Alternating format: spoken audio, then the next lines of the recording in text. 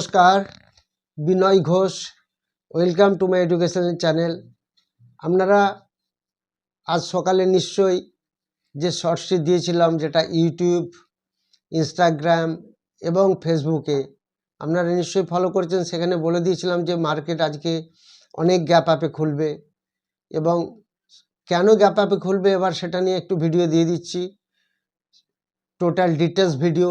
এবং সেখানে কোন কোন স্টক প্রচুর বাড়ার সম্ভাবনা আছে আগামী দিনে এবং রিসেন্টলি, সেগুলো নিয়ে আমরা আলোচনা করব।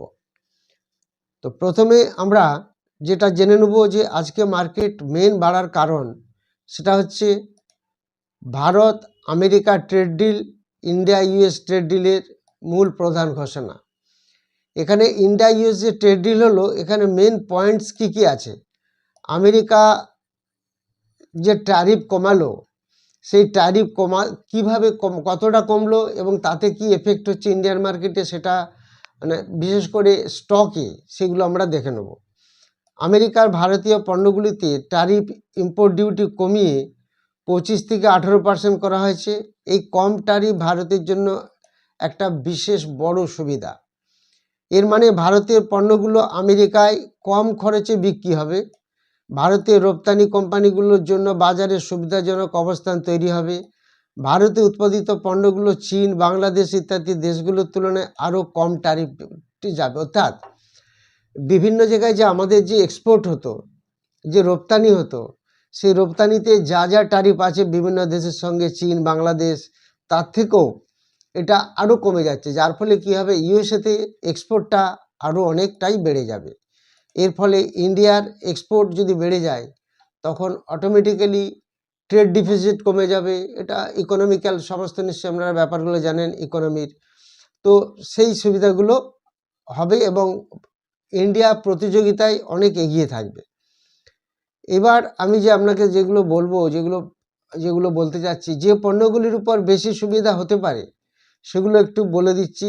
টেক্সটাইল সেক্টরে একটা ভালো, লেদার গুডসে একটা ভালো সুবিধা হবে, জেমস অ্যান্ড জুয়েলারিতে একটা ভালো বেনিফিট পাওয়া যাবে, ফার্মা ও কেমিক্যালসে এবং ইলেকট্রনিক্স, এইগুলোতে একটা বড় ধরনের সুবিধা পাওয়ার সম্ভাবনা বেশি থাকবে।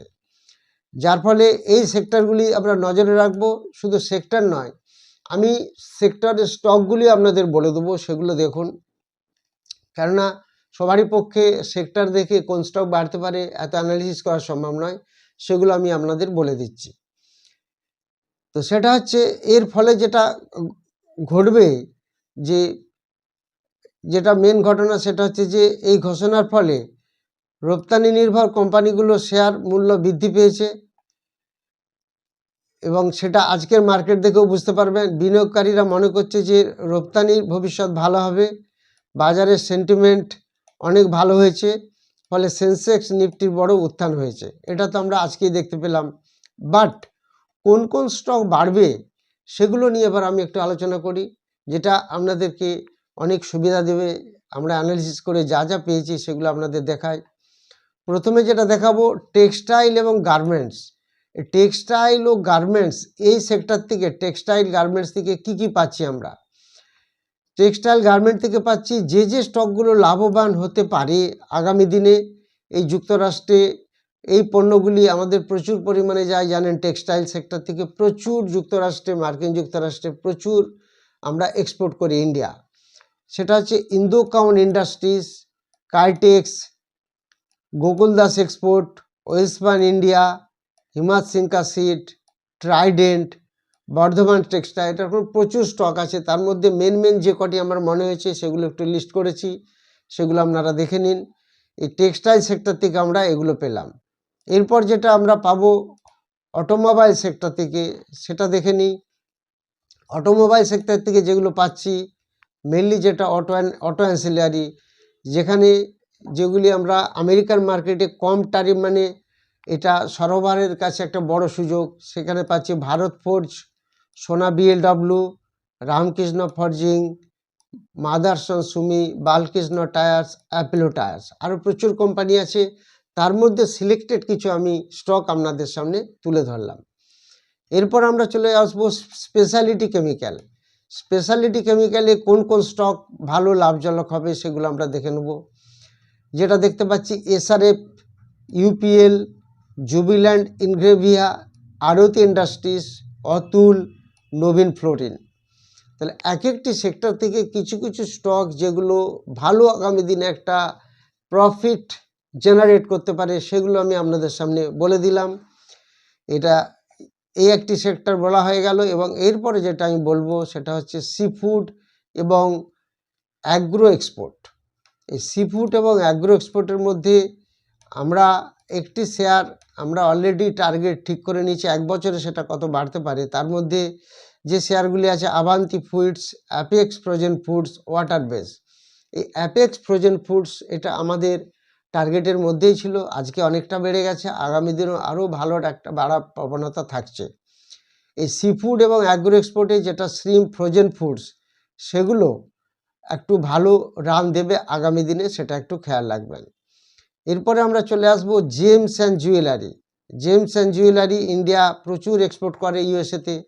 তার মধ্যে যে স্টকগুলি থাকবে এই ডায়মন্ড এবং জেমস জুয়েলারির মধ্যে টাইটান, কল্যাণ জুয়েলার্স, রাজেশ এক্সপোর্ট, এই স্টকগুলির দিকে একটু নজর রাখবো। এছাড়া আরও অনেক স্টক আছে, সেগুলি আপনারা খেয়াল রাখবেন। এরপর আইটি, ফার্মা ও ইঞ্জিনিয়ারিং, এইখান থেকে যে স্টকগুলি আমরা পাচ্ছি আইটি, ফার্মা ও ইঞ্জিনিয়ারিং, যদিও এটা সরাসরি ট্যারিফ কমে না বা এখনও পর্যন্ত বাজারে রপ্তানি মনোভাব বৃদ্ধি ও মার্কেট সেন্টিমেন্ট ভালো হলে এই সেগমেন্টগুলো লাভান্বিত হতে পারে বলে অ্যানালিস্টরা ভাবছেন। যেমন আইটি সেক্টর থেকে TCS, Infosys, Wipro, Pharma sector থেকে সিবলা, ডক্টর রেড্ডি, লুপিন, বায়োকন, এই সেক্টরগুলি আমরা একটু খেয়াল রাখবো। এর সাথে সাথে আছে লজিস্টিক্স, পোর্ট ও ট্রেড সাপোর্ট সেক্টর, এই সেক্টরটি আমরা খেয়াল রাখবো, যেগুলো বিশেষ করে রপ্তানি বাড়লে মালবহন, পোর্ট ও লজিস্টিক কোম্পানিগুলোর ব্যবসা বাড়তে পারে, বৃদ্ধি পেতে পারে। এই সেক্টর এবং স্টকগুলি যেগুলি বললাম খেয়াল রাখবেন। এবার আপনারা নিজেরাও রিসার্চ করবেন, এগুলি কোনোটাই আমার রেকমেন্ডেশন নয়, সেটা আপনাদের সামনে তুলে ধরলাম যাতে আগামী দিনে আপনাদের একটা কাজ করতে সুবিধা হয়, সেটা খেয়াল রাখবেন। এরপর আপনারা কমেন্ট সেকশনে যে কমেন্টগুলি দিয়েছেন সেগুলি আমি আপনাদের বলবো। তার আগে 15 ফেব্রুয়ারি, এই কামিং 15 ফেব্রুয়ারি 3টি ব্যাচ শুরু হবে। একটি অফলাইন ব্যাচ সকাল 10টা থেকে শুরু হবে, আরেকটি ক্রিপ্টোকারেন্সির ব্যাচ যেটা 2টো থেকে শুরু হবে, আরেকটি অনলাইন ব্যাচ যেটা রাত্রি 8টা থেকে শুরু হবে। এরকম 3টি ব্যাচ শুরু হবে 15 ফেব্রুয়ারি থেকে, যেখানে ক্যান্ডেলস্টিক্স, চার্ট, প্যাটার্ন, প্রাইস অ্যাকশন এবং ফান্ডামেন্টাল অ্যানালিসিস, টেকনিক্যাল অ্যানালিসিস, সর্বোপরি যেটা শেখানো হয় সেটা হচ্ছে স্টক সিলেকশন ফর্মুলা। এই স্টক সিলেকশন ফর্মুলা থেকে আমরা প্রত্যেক দিনে স্টক বের করে নিই, ইন্টারডেতে কোন শেয়ারে অ্যাকচুয়ালি আমরা কাজ করব, সুইংয়ে কোন শেয়ারে কাজ করব বা অপশানে কোন শেয়ারে কাজ করব। এরকম স্টক সিলেকশন ফর্মুলা সেগুলো তৈরি করা আছে, সেগুলো ক্লাসে দেখানো হয়। তার সাথে সাথে আমরা অফলাইনে লাইভ মার্কেটে ক্লাস দেখানো হয় ট্রেনিং শেষ হবার পর। সেগুলি আপনারা দেখতে পাবেন লাইভ মার্কেটে কিভাবে আমরা ট্রেড করি বা যা যা শেখানো হচ্ছে সেগুলো কিভাবে আমরা সেখানে অ্যাপ্লিকেশন করছি সেগুলি সমস্ত দেখানো হবে। যারা ইন্টারেস্টেড তারা হোয়াটসঅ্যাপে যোগাযোগ করবেন। আপনারা যারা কমেন্টগুলি দিয়েছেন, রাজ সরকার জানতে চান টাটা মোটর প্যাসেঞ্জার নিয়ে বলবেন। টাটা মোটর প্যাসেঞ্জার দুদিন একটু ভালো বাড়লো। এফআই ডিআর কাছে ভালো শেয়ার আছে, ডিআই একটু সামান্য মাইনাস করেছে, গভর্নমেন্টের কাছে 0.31% শেয়ার আছে। সুমন মোদক জানতে চেয়েছেন এক্সাইড ইন্ডাস্ট্রির সাপোর্ট লেভেল কত হবে, 309 এরকম জায়গায় একটা সাপোর্ট থাকবে। মৃত্যুঞ্জয় পাল জানতে চেয়েছেন মিষ্টান্ন ফুড 8.5 টাকায় কেনা আছে, এখন কি করা যায়। এফআইডিআর কাছে কোনো শেয়ার নেই, ম্যাক্সিমাম শেয়ার আছে পাবলিকের কাছে 56%-এর মতো, বুক ভ্যালু 11 আছে। আগামী দিনের শেয়ারটা হয়তো বাড়তে পারে যেহেতু এটা একটা এফএমসিজি সেক্টরের স্টক। সোমা দাস জানতে চান ট্রেডস নিয়ে যদি কিছু বলেন। ট্রেন্ডস প্রচুর কোম্পানি আছে, ট্রেন্ডস স্পেলিংটা ঠিক করে বলবেন এবং কোন স্টক পার্টিকুলার জানতে চাচ্ছেন সেটা একটু বলে দেবেন। সুমন মিত্র জানতে চেয়েছেন এভিজেড জুয়েলার স্টকটা কেমন ডেলি সুইং ট্রেডের জন্য। ডেলি তো সুইং ট্রেড হয় না, ডেলি যেটা হয় সেটা ইন্ট্রাডে। আপনি সুইং ট্রেড করতে চাচ্ছেন না ইন্ট্রাডে করতে চাচ্ছেন সেটা একটু ডিটেলস জানাবেন, আরেকবার লিখে দেবেন। তারক সাথে জানতে চাইছেন টিভিএস সাপ্লাই চেন নিয়ে কিছু বলুন। এটা এফআই সামান্য একটু স্টেক কমিয়েছে, এটা সাপোর্ট জোনে মেনলি আছে, প্রফিট কোম্পানির কমেছে, রিটার্ন অন ইকুইটি মাইনাসে আছে।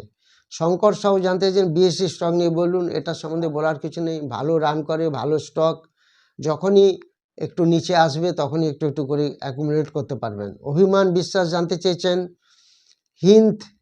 হিন্দুস্তান জিঙ্ক, হিন্দুস্তান কোপার, বেদান্ত, এদের সাপোর্ট অ্যান্ড রেজিস্ট্যান্স। এতগুলো সাপোর্ট রেজিস্ট্যান্স বলা সম্ভব হবে না, আপনি একটা একটা করে বলবেন, সেটা বলে দেওয়া হবে। হিন্দুস্তান জিঙ্কের সাপোর্ট থাকবে 588, রেজিস্ট্যান্স থাকবে 733।